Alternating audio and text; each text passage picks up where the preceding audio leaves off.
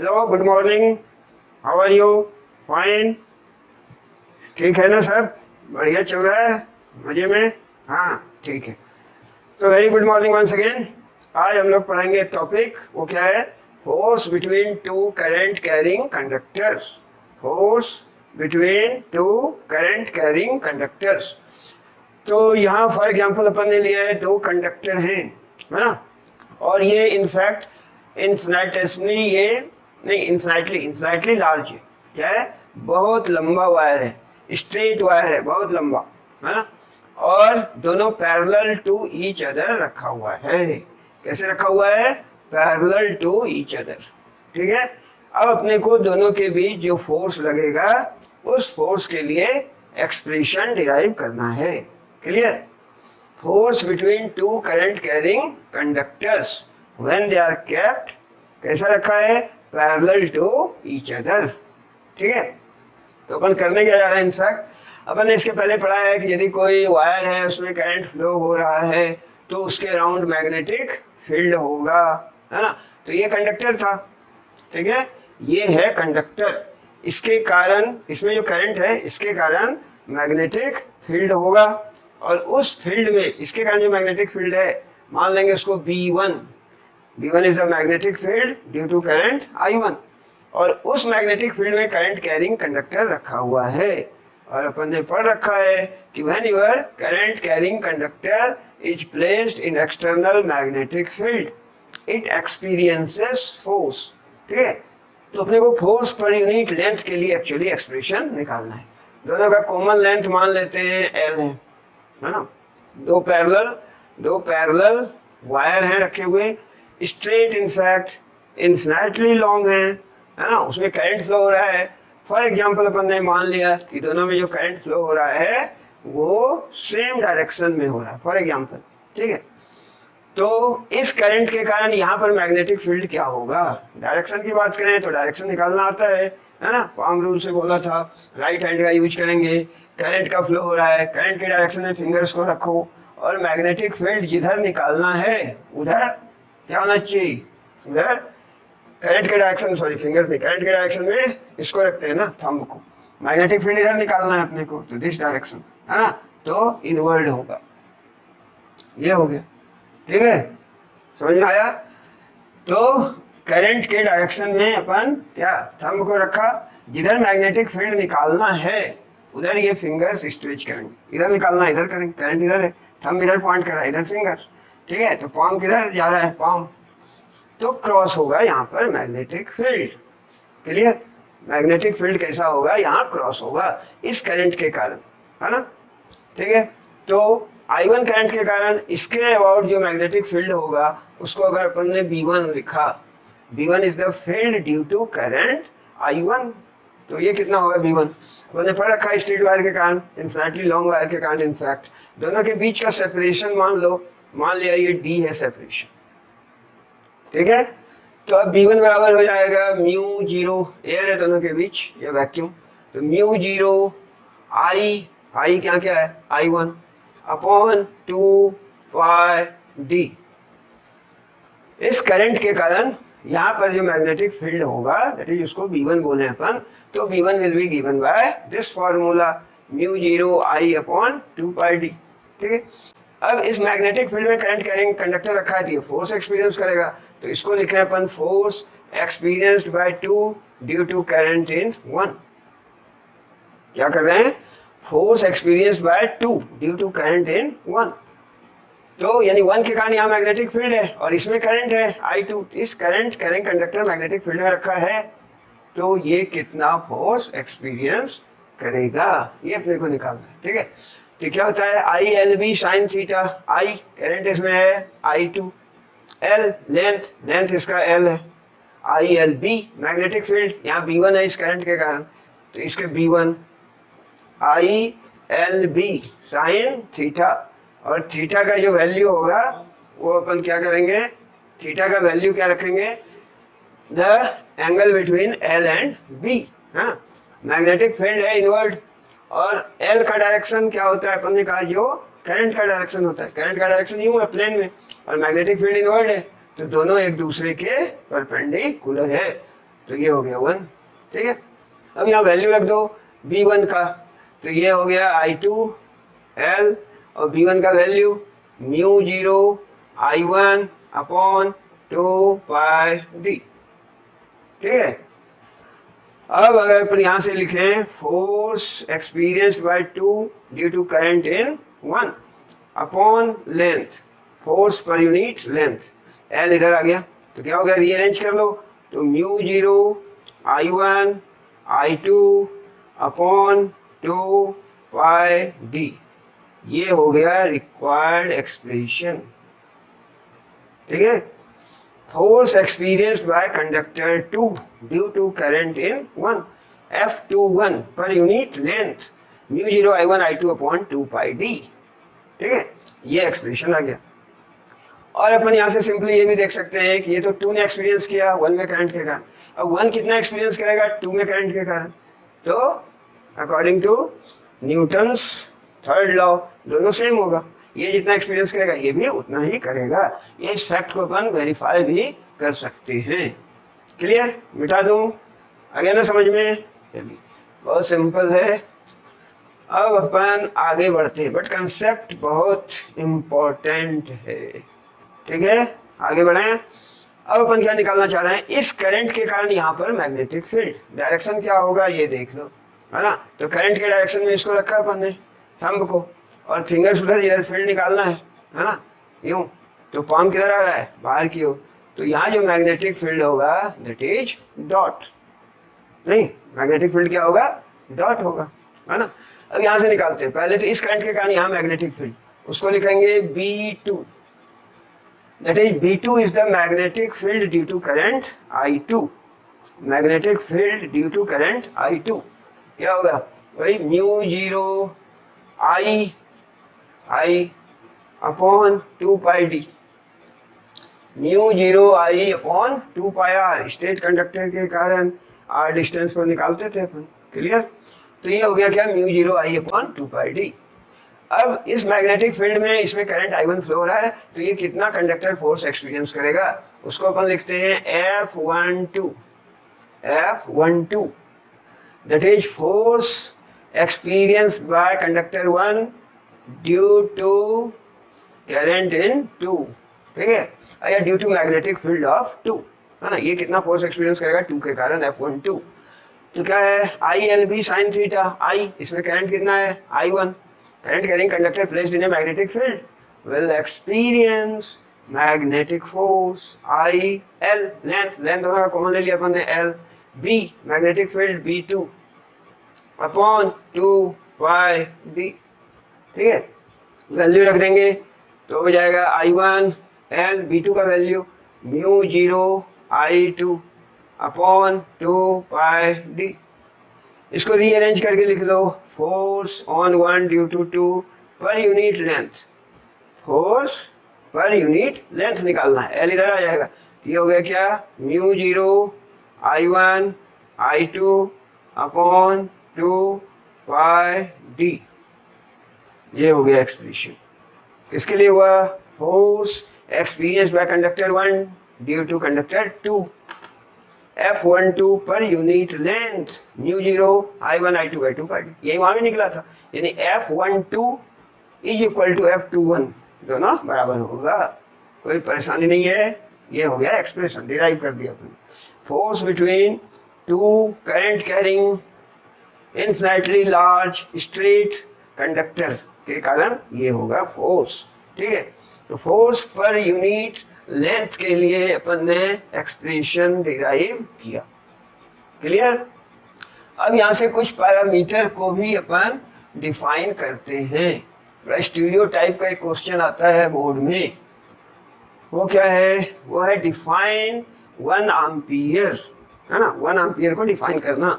Class 11th में अपन ने पढ़ा था, है ना, यूनिट्स, तो यूनिट्स का पूरा बॉक्स बना था ना, उसमें मास को डिफाइन किया 1 किलोग्राम को, है ना, 1 मीटर को, ठीक है, 1 एम्पियर को, तो वो जो डेफिनेशन था वो अपन यहाँ से देखेंगे कैसे आया था वो डेफिनेशन, और उसको कहते हैं अपन magnetic definition of current, magnetic definition of SI unit of current, ठीक है। तो अपने को फार्मूला मिला था यहाँ फोर्स पर unit length in general F upon L क्या था, mu zero I1 I2 upon 2πd। ये फार्मूला मिला फोर्स पर यूनिट लेंथ के लिए। अगर दो वायर इनफिनिटली लॉन्ग पैरेलल है ना, दोनों के बीच सेपरेशन डी है, तो कितना फोर्स पर यूनिट लेंथ एक्सपीरियंस करेगा। क्लियर है? चलिए अब यहाँ से अपन कुछ ऐसा लिखते हैं। हाँ इंक डालो यार इसमें। तो ये हो गया, इसको अपन ऐसे लिख सकते हैं, इफ I1 दोनों ही गड़बड़ है, ठीक है, दोनों में डाल दो। If I1 is equal to I2, मान लिया बराबर 1 क्या, एम्पियर। ऐसा यूनिट ऑफ इलेक्ट्रिक करंट है एम्पियर, ठीक है। तो अगर ऐसा हो I1 I2 दोनों बराबर हो 1 एम्पियर के, और दोनों के बीच का सेपरेशन D बराबर 1 मीटर हो, ये भी 1 हो गया, ये भी 1 हो गया, तो फोर्स पर यूनिट लेंथ ये कितना हो जाएगा, म्यू जीरो अपॉन 2π, और म्यू जीरो होता है 4π इंटू 10 टू द पावर -7, ठीक है। तो ये हो गया 2 इंटू 10 टू द पावर -7, इसका वैल्यू रख दिया। म्यू जीरो का वैल्यू होता है 4π इंटू 10 टू द पावर -7, ठीक है। तो 2 इंटू 10 टू द पावर -7 हो गया, फोर्स की न्यूटन और लेंथ की मीटर, ठीक है। ये अपने को वे देता है। कभी कभी एग्जाम में ऐसे क्वेश्चन आते हैं, डिफाइन 1 एम्पियर, ठीक है। शायद सीबीएसई में अपने आउटसाइड दिल्ली वाले सेट में 2014 में आया था एक नंबर के क्वेश्चन में, है ना, कि define the SI unit of current. कैसे? By considering the case whenever two straight infinitely long wires carrying current are placed at a distance d apart, ठीक है। नहीं तो लोग ऐसे डिफाइन कर देगा 1 ampere I equal to Q upon T, है ना। Current is said to be 1 ampere when 1 coulomb of charge passes through a given area per second। Very simple. But उसे रिस्ट्रिक्ट कर दिया कि ये कंडीशन डाल दिया, that is magnetic definition of current, ये कहलाता है, ठीक है। तो कुछ नहीं है, वेरी सिंपल। ये फार्मूला अपन ने डिराइव किया है, फोर्स पर यूनिट लेंथ, यहाँ से ये सबको बंद कर दो तो ये हो जाएगा फोर्स पर यूनिट लेंथ। अब इसको लैंग्वेज दे दो। तुम अगर लैंग्वेज नहीं भी दे पाए, लैंग्वेज कुछ का कमजोर होता है ना, इंग्लिश में नहीं लिख पाए, ठीक है, तो हिंदी में मत लिखना, बस मैथमेटिकली लिख देना तो मार्क्स मिल जाएंगे, ठीक है। इंग्लिश भी कोई कठिन नहीं है। कैसे डिफाइन कर रहे हैं देखो, the current flowing through two infinitely large या long straight wires placed parallel to each other, है ना, at a distance of 1 meter apart is said to be 1 ampere if there is a force of interaction between these two wires of 2 into 10 power minus 7 newton per metre, ठीक है। ये कहा कि 1 ampere current वह current है जो कि दो इनफिनिटली लॉन्ग वायर जो करंट कैरी कर रहा है, दोनों में कहलाएगा, दोनों में फ्लो हो रहा है 1 एम्पियर का करंट। कब? जबकि दोनों के बीच का सेपरेशन 1 मीटर हो और फोर्स ऑफ इंटरेक्शन दोनों के बीच per unit length 2 into 10 to minus 7 newton per metre. Force of interaction का मैंने अभी अपन आगे देखेंगे कि यदि सेम डायरेक्शन में करंट है ना तो दोनों एक दूसरे को अट्रैक्ट करेंगे, है ना, पास आएंगे, और अगर अपोजिट है ना तो रिपेल करेंगे। ये चार्ज के अनलाइक है, टू लाइक चार्जेज रिपेल करता है ना। तुम कहोगे यहाँ भी चार्ज फ्लो हो रहा है इलेक्ट्रॉन का, करंट इधर है तो चार्ज इधर फ्लो हो रहा है, इलेक्ट्रॉन इसमें भी इधर हो रहा है, तो सेम चार्ज है तो रिपेल करना चाहिए, है ना। तो वो तो मान भी लें थोड़ी देर के लिए, तो वो कैसा है, इलेक्ट्रोस्टैटिक फोर्स है, और वो बहुत ही छोटा है in comparison to magnetic force. ये क्या है, एफ क्या है, मैग्नेटिक फोर्स पर यूनिट लेंथ। तो दोनों के बीच जो मैग्नेटिक फोर्स है ना, वो अगर सेम डायरेक्शन में करंट है तो एट्रैक्टिव नेचर का होगा, चार्ज होता तो रिपेल करता, ऐसे याद रखने वाली बात है। वैसे अपन समझेंगे भी क्यों ऐसा हो रहा है, ठीक है, आइकन देख लो, ठीक है। अगर सेम डायरेक्शन में जा रहा है तो सेम चार्ज रिपेल करता है बट ये अट्रैक्ट करेगा, और अगर अपोजिट डायरेक्शन में करंट है तो चार्ज तो अट्रैक्ट करता बट ये कंडक्टर रिपेल करेगा, ठीक है। तो चलिए ये अपन ने कहा है ना कि current flowing through each infinitely large straight wire is said to be 1 ampere if they are placed at a distance of 1 meter apart and there is a force of interaction of 2 into 10 to the power -7 newton per metre. ठीक है, force of interaction का अगर same direction में है तो attract करेगा, opposite में होता तो रिपेल करता। फोर्स ऑफ इंटरेक्शन मतलब कॉमन वर्ड अपन ने यूज कर दिया है ना, चलिए जनरल वर्ड यूज कर दिया इन जनरल, है ना। आगे समझ में 1 एम्पियर को अपन यूं डिफाइन करेंगे। अब अपन यहाँ देखते हैं, हम लोग देखते हैं इनफैक्ट क्या देखना है कि इस पर्टिकुलर सिचुएशन में दोनों एक दूसरे को, दोनों वायर, करंट कैरिंग वायर दोनों को अट्रैक्ट करते हैं। कैसे तो देख लेंगे अपन। यहाँ फोर्स, यहाँ मैग्नेटिक फील्ड का ये डायरेक्शन देखा था, अब फोर्स का डायरेक्शन देखना है। ये कंडक्टर किधर फोर्स एक्सपीरियंस करेगा, तो क्या बताया था अपन ने रूल, ये राइट हैंड से देखना है अपने को, है ना। मैग्नेटिक फील्ड पाम से निकले और करंट के डायरेक्शन में फिंगर्स को रख रहे थे, तो करंट के डायरेक्शन, करंट यूं है, करंट के डायरेक्शन में फिंगर्स को रखा ताकि मैग्नेटिक फील्ड लाइंस पाम से निकले। तो ऐसे रखेंगे तो ही निकलेगा, ऐसे रखेंगे तो करंट ऊपर जा रहा है लेकिन मैग्नेटिक फील्ड यूं बाहर आ रहा है। यहाँ मैग्नेटिक फील्ड अंदर है तो यूं रखेंगे, ठीक है। तो करंट के डायरेक्शन में पाम से मैग्नेटिक फील्ड निकल रहा है इनवर्ड, तो ये जो है थंब, ये डायरेक्शन देगा इस फोर्स का, ठीक है। तो थंब जो है ये डायरेक्शन देगा फोर्स का, ये डायरेक्शन हो गया, है ना, ये डायरेक्शन हो गया, है ना। ये क्या हो गया F21, F21, ठीक है, F21। उसी तरह यहाँ देखना है, इसमें करंट किधर है, ऊपर की ओर है ना। करंट के डायरेक्शन में फिंगर्स को रखना है और पाम ऐसा मैग्नेटिक फील्ड निकले, तो यहाँ निकल तो नहीं रहा है ऊपर, अब निकल रहा है ना, यूं रखा तो करंट के डायरेक्शन में फिंगर्स और पाम ऐसा मैग्नेटिक फील्ड लाइन से निकले, तो ये जो थंब है इधर पॉइंट कर रहा है ना, तो थंब देगा ये फोर्स की डायरेक्शन। ये F12, F12, ये था F21, F12, दोनों एक दूसरे को अट्रैक्ट कर रहे हैं, पास बुला रहे हैं, ठीक है। आगे बात समझ में है ना। चलिए हम भी आप लोगों को पास बुला रहे हैं लेकिन बुला नहीं पा रहे हैं, है ना, लेकिन ये तो बुला रहा है। और अगर अपोजिट डायरेक्शन में हो तो क्या होगा, तो यहीं पर हम इसको थोड़ा रीड्रॉ कर देते हैं। सेम फिगर यूं, है ना, चलो वही वायर है, करंट का डायरेक्शन अपोजिट कर दिया, ये I2 था इसमें, ये 2 नंबर है, ठीक है। तो यहाँ अपन देखते हैं अब, है ना। तो इस करंट के कारण यहाँ मैग्नेटिक फील्ड देखना था, तो क्या करते हैं, करंट के डायरेक्शन में ये रखते थे जिधर मैग्नेटिक फील्ड देखना है, ये तो यहाँ पर क्रॉस ही आता आएगा। और इस करंट के कारण यहाँ मैग्नेटिक फील्ड, करंट अब किधर है, नीचे यूं, है ना, फील्ड इधर देखना है तो क्रॉस हो रहा है, ये भी क्या हो रहा है, क्रॉस हो रहा है, ठीक है, ये भी हो रहा है क्रॉस। आगे समझ में, ये भी क्रॉस, ये भी क्रॉस। अब देखिए इसमें फोर्स देखना है, तो करंट के डायरेक्शन में फिंगर्स को रखना है, रख दिया, सच दैट कि मैग्नेटिक फील्ड पाम से निकले, नहीं निकल रहा है, नीचे जा रहा है ना। तो कैसा रखना पड़ेगा, ऐसा रखना पड़ेगा, तो करंट के डायरेक्शन में नहीं हुआ, करंट के डायरेक्शन में यूं यूं यूं भी नहीं हुआ, है ना। तो क्या करेंगे, करंट के डायरेक्शन में इस तरह से रखना है, यूं हो गया करंट के डायरेक्शन, करंट डाउनवर्ड है यूं, ठीक है, मैग्नेटिक फील्ड पाम से निकले, निकल रहा है मैग्नेटिक फील्ड इनवर्ड है, ठीक है। तो ये इधर जा रहा है थंब, यानी ये डायरेक्शन हो गया F21, फोर्स एक्सपीरियंस्ड बाय 2, ठीक है, ड्यू टू 1।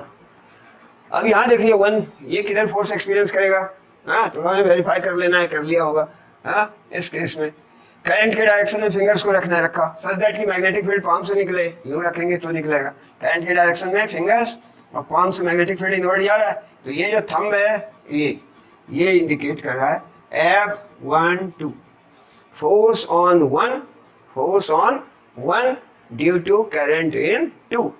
क्लियर है, वेरी क्लियर। तो यहाँ क्या देखा अपन ने, अगर करंट का डायरेक्शन अपोजिट है, इसमें अपवर्ड था, इसमें डाउनवर्ड है, तो दोनों एक दूसरे को रिपेल करेंगे। ऐसे क्वेश्चंस भी आते हैं कि how can you show that, whenever current is flowing in the same direction they will attract, and when it is flowing in opposite direction then they will repel, आ गया समझ में? आई थिंक कि ये part हो गया, अपन ने देख लिया फोर्स पर यूनिट लेंथ के लिए एक्सप्रेशन निकाला। Two current carrying wires infinitely long parallel to each other at certain separation रखे हुए हैं, तो दोनों के बीच फोर्स पर यूनिट लेंथ कितना निकलेगा? F/L is equal to what? Mu zero I1 I2 upon 2πd। ठीक है, और यहाँ से अपन ने 1 एम्पियर को डिफाइन किया और फिर ये देखा कि यदि सेम डायरेक्शन में करंट है तो क्या करेगा? अट्रैक्ट करेगा, और अपोजिट डायरेक्शन में करंट है तो रिपेल करेगा। ठीक है, अब कुछ प्रॉब्लम्स वगैरह इस पर आते हैं, बड़े कंसेप्चुअल प्रॉब्लम्स वगैरह आते हैं। मान लो अपन एक प्रॉब्लम लिख देता हूँ। ठीक है, एक नंबर यूं क्या लिखूं? मान लो वायर ले लिया 3, 1 2 और ये हो गया 3। ठीक है, ये मान लिया 1 नंबर कंडक्टर है, 2 नंबर है, 3 नंबर है। Clear? 1 number, 2 number, 3 number parallel to each other है। इसमें करंट फ्लो हो रहा है 10 एम्पियर, इसमें हो रहा है 20 एम्पियर, इसमें हो रहा है 30 एम्पियर। ठीक है, और दोनों के बीच का जो सेपरेशन है ये मान लिया है 50 cm, और ये डबल मान लो 1 मीटर 100 cm। इस दोनों में करंट का डायरेक्शन सेम ले लिया, यहाँ मान लो अपोजिट है। तो अपने को निकालना है total force experienced by conductor 1 2 and 3। ठीक है, तो पहले 1 पर निकालते हैं अपन। F1 1 पर कौन कौन फोर्स लगाएगा? 2 लगाएगा और 3 लगाएगा। तो 2 कितना फोर्स लगाएगा उसको लिखो F1 2 के कारण। ठीक है, अब एक बात तो जाहिर है कि दोनों के बीच सेम डायरेक्शन में करंट है ना, तो दोनों एक दूसरे को अट्रैक्ट करेगा, पास बुलाएगा। ठीक है, अट्रैक्ट करेगा। अब मैग्नीट्यूड वाइज देखें कितना होगा? F12, और पर यूनिट लेंथ मान लो अपने को निकालना बोला है, फोर्स पर यूनिट लेंथ ईच केस में। तो पर unit length mu zero I1 I2 upon 2πd, ये फार्मूला अप्लाई करो, है ना। म्यू जीरो बाई 2π का वैल्यू रख दो, तो 2 into 10 to the power -7। Mu zero by 2π, mu zero by 4π होता है 10 टू पावर -7, 2 से मल्टीप्लाई हो गया तो 2 into 10 to power -7। I1 I2 का वैल्यू 10 एम्पियर 20 एम्पियर अपॉन 2π तो ले लिया अपन ने। डी कितना है? 0.5 मीटर में बदलना पड़ेगा, 50 सेंटीमीटर। क्लियर? बाकी सॉल्व वगैरह कर लेना, है ना। ये होगा न्यूटन पर मीटर। ठीक है, F12 पर यूनिट लेंथ, 1 पर फोर्स 2 के कारण, अब 1 पर फोर्स 3 के कारण निकालना है। F13 वही फॉर्मूला होगा म्यू जीरो बाई 2π, ऐसा लिख दें। और फिर I1 I2, तो यहाँ क्या होगा? I1 I3 10 into 30 upon D कितना है? 1 एंड 3 के बीच 150 1.5। ठीक है, 1.5 हो गया ना, 150 सेंटीमीटर 1.5 मीटर। और म्यू जीरो बाई 2π का वैल्यू रख दो 2 इंटू 10 टू पावर -7, और ये हो गया वही 300। ठीक है, एक जीरो और हो जाएगा डिवाइडेड बाय 15। ठीक है, इतना Newton per metre. Clear? F1 पर 2 के कारण फोर्स, 1 पर 3 के कारण फोर्स। क्लियर? अब दोनों फोर्स का नेचर देखेंगे, है ना। 1 पर टोटल फोर्स कितना होगा? टोटल फोर्स निकालना है 1 पर 2 पर 3 पर। Total force on 1 9। ठीक है, 1। अब 1 पर जो फोर्स लग रहा है देखो, किसके? 2 के कारण पहले देखना, F12 इसका डायरेक्शन क्या होता? 1 पर, तो 1 पर जिस पर फोर्स देखना है ना उस पर जाके देखो। 1 2 के बीच अट्रैक्शन हो रहा है तो ये इधर आएगा, इसकी हो आएगा, है ना। अच्छा, फिर 1 पर 3 के कारण, F13 1 पर 3 के कारण, इस दोनों में करंट कैसा है? अपोजिट डायरेक्शन में है तो रिपेल करेगा, है ना। यानी ये इधर जाएगा और ये इधर जाएगा, ये इस डायरेक्शन में जाएगा। ठीक है, तो ये तो था F12 और ये हो गया F13। रिपेल होगा ना, अपोजिट है तो ये कंडक्टर रिपेल हो रहा है। तो नेट फोर्स क्या होगा? F12 minus F13। ठीक है, पर यूनिट लेंथ है, ऑफ कोर्स पर यूनिट लेंथ तो निकाल ही रहे हैं। ठीक है, आएगा ना। F12 माइनस F13 F12, इसका डायरेक्शन क्या था? F12 इधर टुवर्ड्स लेफ्ट, और इसका डायरेक्शन क्या था? F13 टुवर्ड्स दिस, ये इधर अपोजिट है, तो नेट फोर्स ऑन वन दोनों का जोड़ होगा, बट अपोजिट है तो माइनस हो गया। क्लियर? अब माइनस हुआ, मैग्नीट्यूड वाइज देख लो, ये 200 है, बाकी ये क्वांटिटी दोनों सेम है ना, तो ये हो गया क्या? 400 है ना। यहाँ देख लो तो ये हो गया 200 है ना, 200, ठीक है। तो ये ज्यादा है और ये कम है, तो बिगर माइनस स्मॉलर, तो नेट फोर्स किधर होगा? जिसका मैग्नीट्यूड ज्यादा है, F12 ज्यादा है, तो नेट फोर्स तो इधर ही होगा, बट F1 बराबर पर यूनिट लेंथ बराबर दिस माइनस दिस होगा। इसको सॉल्व कर लेना। समझ में आया? F1 पर निकाला अपन ने, इसी तरह निकाल सकते हो या F2 पर, ठीक है। तो अपने से देख लेना इसको। Yes, time. तो F2 अगर निकालेंगे, F2, तो 2 पर 1 के कारण फोर्स, F21 बोलेंगे इसको, 2 पर 1 के कारण, तो वही हो जाएगा फॉर्मूला μ0/2π, है ना। I1 I2, तो 10 इंटू 20 अपॉन डी, दोनों के बीच का सेपरेशन कितना था? वही 0.5। ये पर यूनिट लेंथ निकालना है, न्यूटन पर मीटर हो जाएगा, न्यूटन पर मीटर है। यस यस, ठीक है, ये हो जाएगा। अब उसी तरह 2 पर और कौन फोर्स लगा रहा है? 3 लगाएगा, तो F31 पर यूनिट लेंथ निकाल, F23 2 पर निकाल रहा है ना अपन, तो 2 पर 1 के कारण F21, 2 पर 3 के कारण F23, है ना, 2 पर 3 के कारण। अब दोनों में करंट का डायरेक्शन क्या है? अपोजिट है, तो ये रिपेल करेगा ऑफ कोर्स, है ना। और ये डायरेक्शन कैसा होता है? F21, ये दोनों में करंट का डायरेक्शन सेम है, तो अट्रैक्ट करेगा, यानी इस पर जो फोर्स होगा 2, इसको अट्रैक्ट होगा, यानी इसकी ओर जाता, इस साइड होता। तो यहाँ अगर डायरेक्शन देखें तो दिस साइड होता, 2 1 की ओर अट्रैक्ट होता, ठीक है। और 2 3 यहाँ देखो इस दोनों के बीच, तो फिर अगेन μ0/2π, जिसका वैल्यू हो जाएगा 2 × 10⁻⁷, और फिर 20 × 30, 20 मल्टीप्लाइड विथ 30 अपॉन दोनों के बीच का सेपरेशन, यहाँ तो 1 है, 1 मीटर है, ठीक है। ये हो जाएगा न्यूटन पर मीटर। डायरेक्शन क्या होगा? 2 पर देखना है, जिसके बारे में फोर्स जिस पर निकालना है वहां पे जाके सोचना है, तो यहाँ जाके सोचना है अपने को, है ना। तो 2 पर 3 के कारण क्या होगा? रिपल्सन होगा, अपोजिट डायरेक्शन में है, तो ये इधर जाएगा और ये इधर जाएगा, ये इस डायरेक्शन में ही जा रहा है। तो जो नेट फोर्स होगा F2 पर यूनिट लेंथ की बात कर रहे हैं अपन, तो क्या होगा? नेट फोर्स, दोनों का डायरेक्शन सेम है, तो प्लस हो जाएगा F21 पर यूनिट लेंथ प्लस F23 पर यूनिट लेंथ, है ना। ये कर लोगे तो न्यूटन पर मीटर आ जाएगा, ठीक है। आया समझ में? लाइकवाइज F3 पर भी कर लेंगे, है ना। F3 थोड़ा सा कैलकुलेशन मैंने छोड़ दिया, वो कर लेना। F3 पर अगर निकालेंगे तो एक्चुअली क्या निकलेगा? F3 पर यूनिट लेंथ बराबर, F3 पर 2 भी लगाएगा तो ये हो जाएगा F32 पर यूनिट लेंथ प्लस 3 पर 1 भी लगाएगा F31 पर यूनिट लेंथ, ठीक है। बट अब F32 निकाल लेंगे, F32, ठीक है, इस पर, इस दोनों के बीच F32, वही हो जाएगा μ0/2π I1 I2 20 × 30, ठीक है, 3 ड्यू टू 2 अपॉन सेपरेशन 1, है ना। ये न्यूटन पर मीटर हो जाएगा।